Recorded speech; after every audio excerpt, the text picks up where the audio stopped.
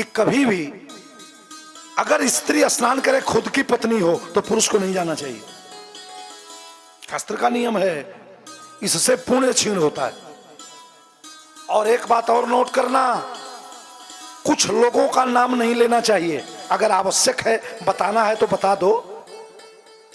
कभी भी कथा कहती है अपने बड़े पुत्र का नाम पिता को नहीं लेना चाहिए, उसकी आयु घटती है। कोई उपनाम रख लो, जो नाम लोग बुलावे मत बुलाना। एक कथा यही पुराण बताएगी।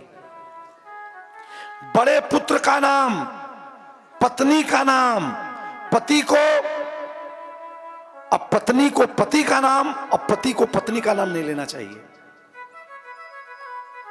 जानते हो राम जी कभी सीता जी को सीता जी नहीं कहते थे। 19 साल राम कथा सुने हो, क्या कहते थे राम जी? सीता कभी नहीं कहे, कहते थे राम जी सीता जी को जानकी, और जानकी जी राम जी को राम नहीं कहती थी करुणा निधान की।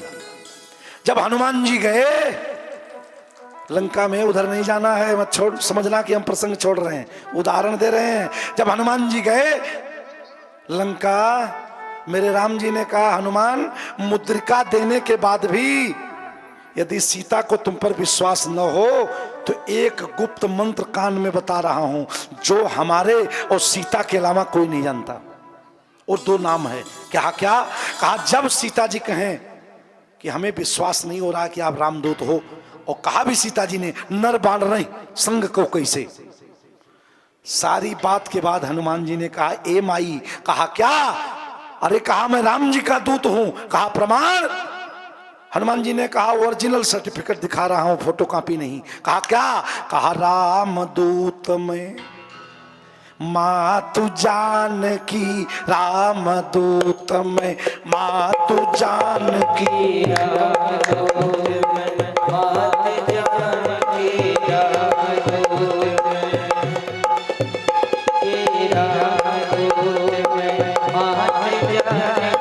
सत्य शपथ करुणा निधान की,